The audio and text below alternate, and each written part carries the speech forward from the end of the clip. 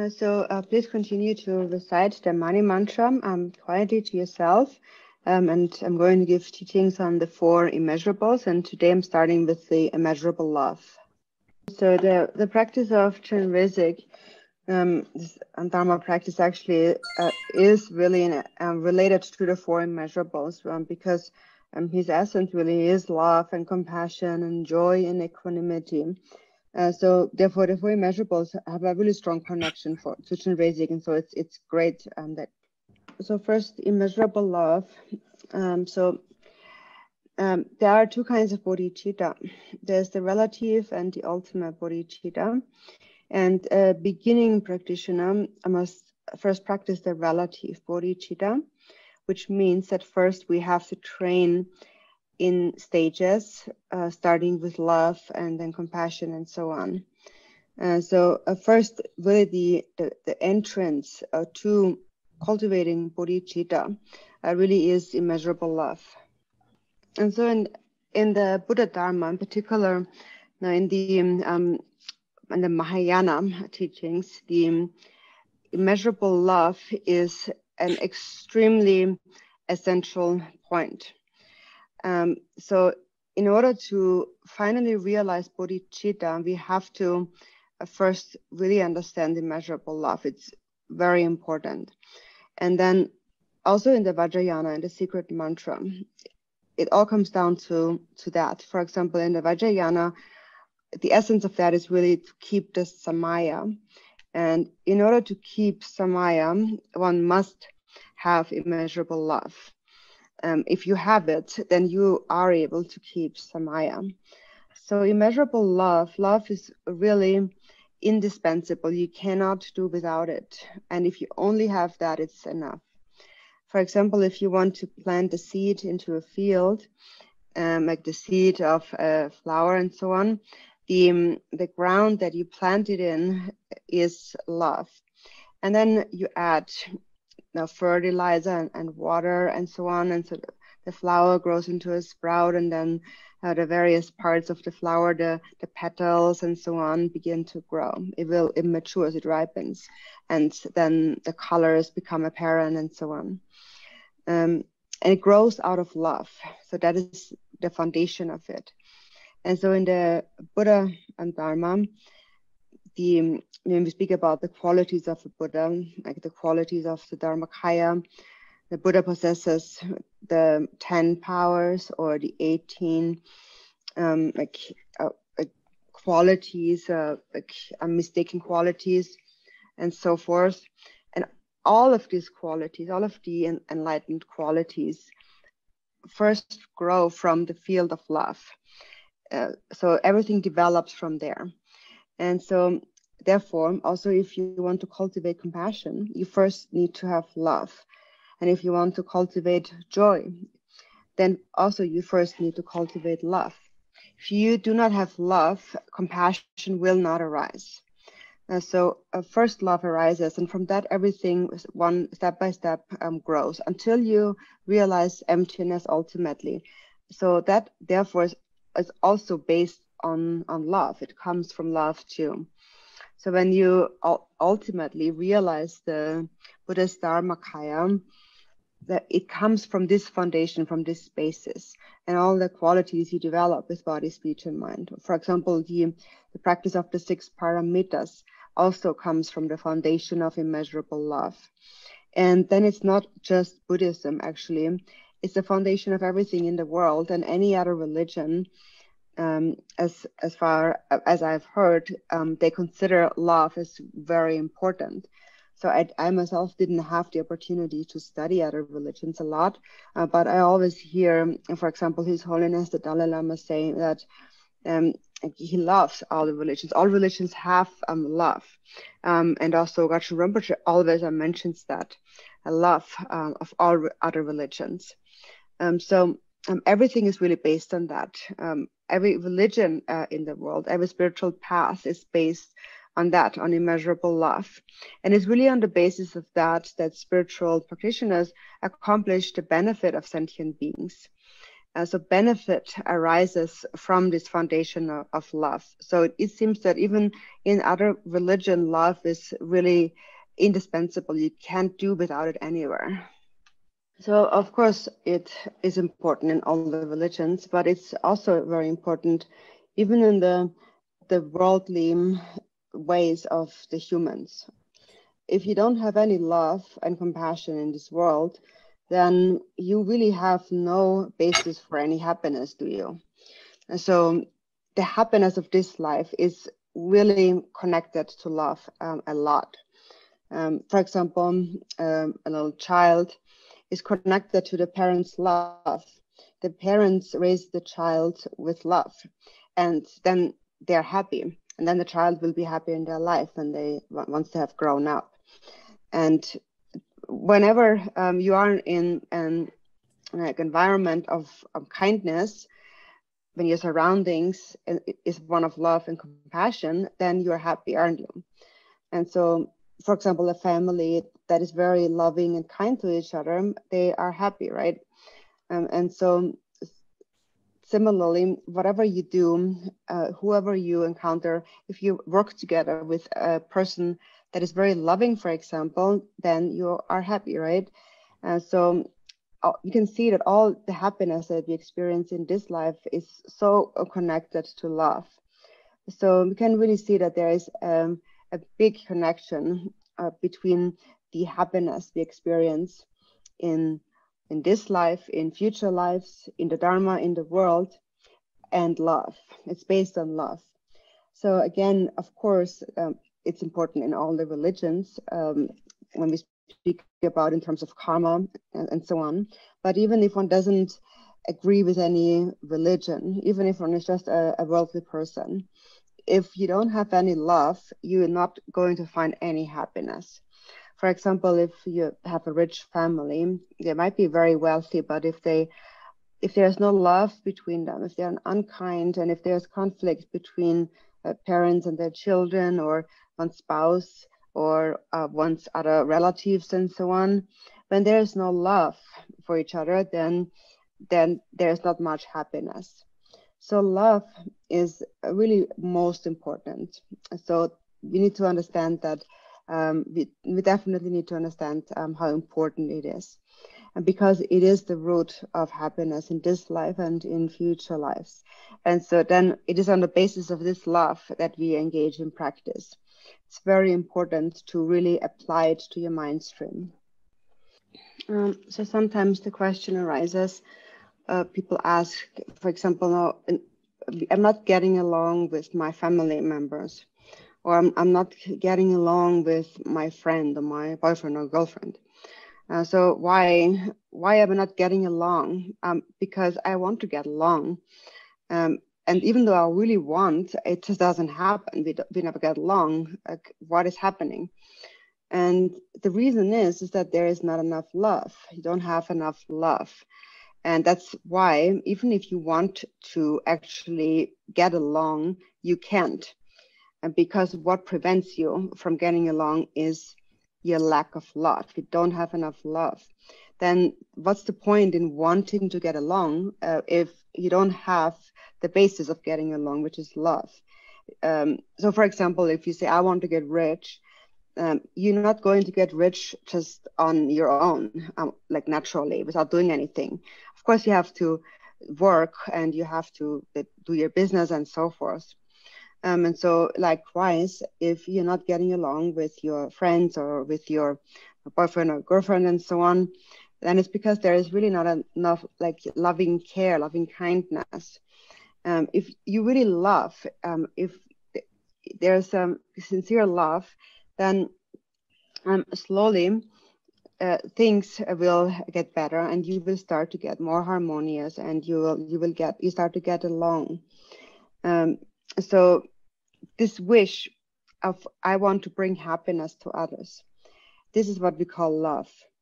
And so if you continuously give happiness, want to give happiness to the other person, then eventually, slowly, you will grow into a harmonious relationship. So in such a state, when you really want to give happiness to others, you're not really thinking about yourself, of what do I want. You're just thinking that may they be happy. Like, for example, may my family members be happy. If they're happy, that's fine. So it's on the basis of that that you will eventually get along and things will get better. So basically, it's the wish for their happiness that increases more and more. And as it increases, the wish for your own happiness actually decreases. And as a result, slowly, you will start getting along. So the reason why we don't get along is, for example, in a family, it is, for example, two people. First, we are possessive, thinking that this one belongs to me, and he or she is responsible for my happiness. He or she has to make me happy. So maybe he thinks she has to make me happy, but then she thinks the same, that he has to make me happy. And so both want the other person to make them happy, and this is precisely why it never happens. Why you actually never get along and never really experience happiness, because you always want the other person to do what you want them to do, what makes you happy, and that's the same thing the other person wants. So instead of doing that, turn it around and you think that what can I do to make him happy or her happy? And if you only think in this way, how to make the other one happy, then slowly you will start getting along. You can directly see the result, how you will start getting along more and more. So again, it's really on the basis of such love that harmony really is created. Basically, if you are good to others, then naturally they will be good to you. And this is where even the happiness in this life arises from. So what we need to change is our habituated thinking of me, our thinking about ourselves. And we do that by recognizing that love is very precious and then making an effort in developing love. So generally, all sentient beings possess Buddha nature, and therefore they possess the foundation, the seed of love. They possess a seed of love, the foundation of love, but it needs to be developed, improved. It can be improved because we already have the potential. So love can be improved, and actually enlightenment arises from it, from love. However, if we don't do anything to improve our love, then nothing is going to come from that. So we have to habituate it. We have to get used to it. We always speak about these imprints, these habitual patterns that we bring from previous lives. So basically everything that you keep doing repeatedly, for example, you did something repeatedly in previous lives, then in this life it becomes natural to you. Then that's what you want to do. That's what you think of doing. That's what we call a habitual pattern, a habitual imprint. And basically we do what we already did in previous lives. We do that now because we are used to it. We're habituated to a certain way of doing or thinking. And so if we habituate our minds to love, then we bring that into our next life. And then we are born as a person that has great love. So it's also such a habitual imprint. So some people, for example, have a stronger connection to anger, and some have a stronger connection to love. And that's because they bring a continuum of imprints from previous lives with them. So love is there as a potential, and it needs to be developed. And essentially, love is a good heart. It is a wish for the happiness of others. That's really the most important point here. This is really what we call accumulating merit. And everybody wants to accumulate merit. Everybody says, I need merit, because we think, I want to get rich, or I want to be beautiful, or I want that my activities are successful, and so on. If you really want to accumulate merit quickly, then the best thing is to have a good heart, which is a mind of love. It is said that when your intention is good, then your path will be good. If your intention is bad, then your path will be bad. And so if you want to be successful in your activities, you must have a good heart, a good intention. If you have that, then in this and future lives, you will always experience happiness, because your happiness is really directly related to love. So sometimes you have a good and a negative kind of state of mind. So, for example, your jealousy arises, you get jealous, but then you also want to have a good heart. You also have a good heart. So then if you have a good heart, then you recognize, oh, that was a little mistake. You shouldn't be jealous. And then you're able to let go of it, eliminate it. Or for example, in a family, it happens often that people are competitive, like they are like each other's rivals. For example, even parents and children and so on. Or in school, children are very competitive with each other. And because they are so competitive, they want that the others fail. Or for example, you think that I wish they would not be successful in their business. I wish that they would fail. I wish that they would have run into some misfortunes. I just wish that things don't work out for them, because that's my rival. And so then this is really this kind of thinking, and this is how we really always think very often. This thinking surely destroys your merit. It is said that if a sign of merit declining, if you want to lose all your merit, then give rise to a negative intention. So it's actually a sign.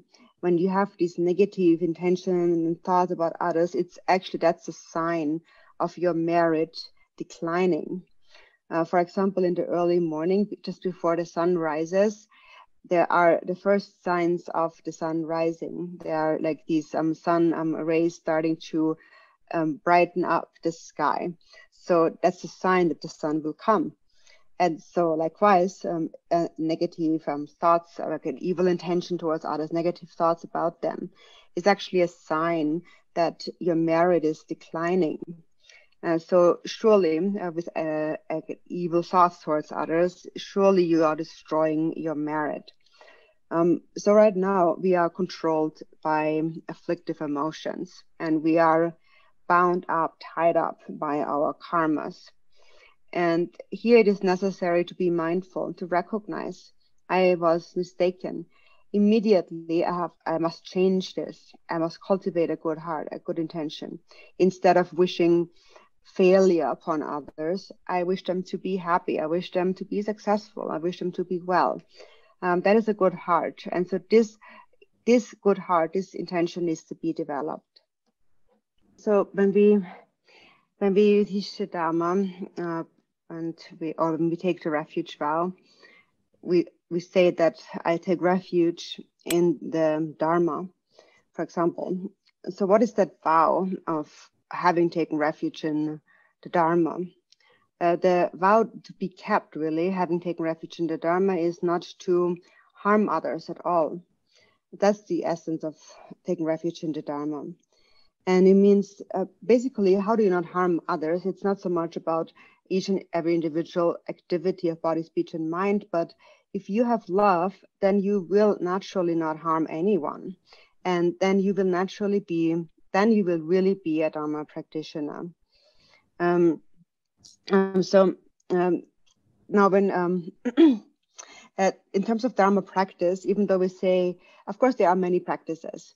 There are many recitations and different things that we can practice. Of course, they exist, but in brief, it really comes down to love. That's really their essence. It is that which purifies your mind. If you have it, then you are a practitioner. So you should understand that. And of course, in the beginning, it's difficult to cultivate love. And even though it's difficult, you have to persevere just little by little to cultivate more mindfulness and try your best to cultivate love and compassion. And when you speak to others, for example, speak to them respectfully, or when you look at them, have a nice, pleasant expression on your face, not all angry and fierce and kind of grumpy, And normally, sometimes when we get up in the morning and we show a grumpy face to our family members, and we are not a little bit on the edge. So not like that. So don't be like that. But whenever you meet someone, smile at them and see what you can do. Can you smile at them? Can you have a pleasant expression on your face? So you can. And or when you go to your office and you work with your colleagues, in any circumstance, that's really important. This is how you improve your character, your mind. This is how you purify your mind. And so actually, even though your mind in the beginning, you might not be so pure and you might not have so much love, but you want to be a good person. And even though you actually, maybe you don't really feel so much love and you don't feel so pure, but you should still be nice to others and still look friendly at them, smile at them, have a friendly expression towards them. And it's true, on the one hand, you could say that maybe that's fake because you're not really feeling it. You don't really feel love. Maybe it's fake love, which is true. But on the other hand, even fake love is good, because it is through fake love that eventually it becomes authentic, true love. It can help you. In a way, you fake it until you make love arise. So first you have the relative, and then slowly, because the relative is like fake, and slowly it becomes the actual, the real. So basically you get used to it. It comes more and more integrated into your mind. And then slowly your mind becomes more and more pure. So sometimes we feel that, like, why is it, do I really have to smile at somebody? Like, what's the difference? Why is it such a big deal that I have to look friendly to someone? But don't look down on those little gestures, and consider them as really actually very important. Consider speaking nicely to someone as important, and consider smiling at someone, looking with a friendly face to someone as really important, because it is. So even though it might be a bit contrived, fake in the beginning, it can, the habituation to it can really help you to turn it into the real thing. No, in a mundane sense, love, when there is love, we will be happy. And so love must arise even in the world. And then also in the religions, all speak about love. And so normally there is this prayer that we always recite on the 4 immeasurables, which begins with, may all beings have happiness and the causes of happiness. So it would be good if you're able to remember this line sometimes, it's just in your normal life. Just remember, what is this love, even worldly love, what is love, and how important is love, and what really is love. Love is the wish for others' happiness, and love is the cause of all happiness, of all beings' happiness. So the love that we develop in the religion, in the Dharma, is not limited to our worldly relations, but it's for all sentient beings. And how can we cultivate love for all beings? It is by remembering that they all have been our parents and have cared for us with great love, just like your mother in this life has cared for you with great love. So we mentioned that also during the previous teachings on the Ngundro, the preliminaries. We mentioned that there are 4 ways in which our mother has been kind to us. So we have to remember that kindness, the kindness of our mother. And from that develops a wish to repay that kindness. So when that arises, then consider that actually every single sentient being has been my mother, just like this present mother. There is not a single one who has not been my mother. And sentient beings are limitless. Wherever there is space, sentient beings pervade. And wherever there are sentient beings, karma and afflictive emotions pervade.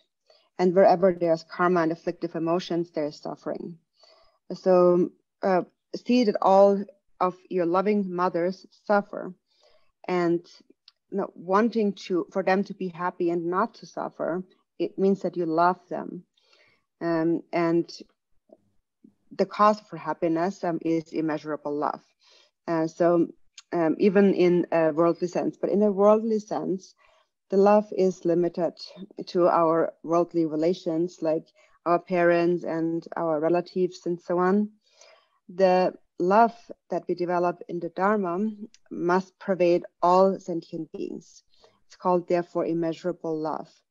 And it is the wish for all sentient beings to experience immeasurable happiness. That is immeasurable love. That is what we need to practice, what we need to habituate.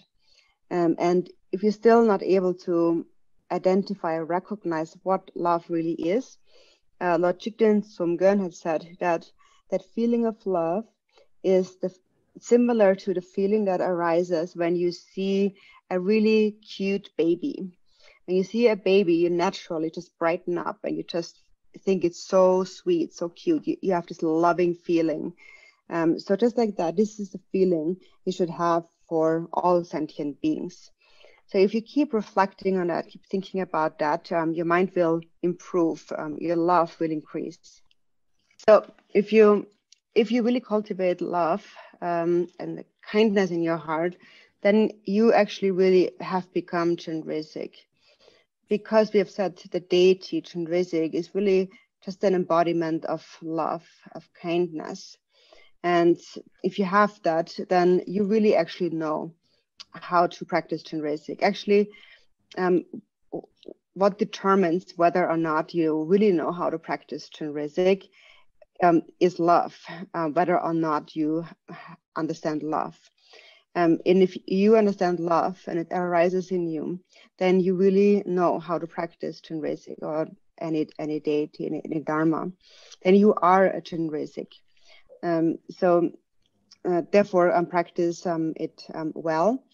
And if you have not recognized the preciousness of that, the preciousness of love and compassion, then actually you still don't really know how to practice Chenrezig truly. Only when love arises, that is really when you come to embody Chenrezig. Jigten Sumgön also had said that when somebody cultivates love, so a great meditator who cultivates love will see all sentient beings as their parents, and meaning that you love all sentient beings, you give love, you give kindness to all sentient beings. Such a person really is an embodiment of Chenrezig, is Chenrezig. It's not the outer appearance. You don't have to start looking like Chenrezig. You don't need to have 4 arms or 1,000 arms and 1,000 eyes and so on. But if your mind has love and compassion, you already are an embodiment of Chenrezig. You are actually practicing Chenrezig. And so now we are in the month of Sakadawa, and we are reciting 1,000,000 Mani mantras during this month. And so therefore also in your break time in between the sessions, whenever you can, continue to recite the Mani mantra and practice a virtue whenever you can, because this is a very special time this month. And it would be very good if we don't waste this opportunity. It's an excellent opportunity. It's very important to really use this time during this month to do your best to practice virtue with body, speech, and mind. And so, especially now during the Sakadawa Mani event, the next 4 days, if you can, it would be good actually if you would keep the Nyingne vows for those 4 days. And if you can not eat meat during those 4 days, that would also be good.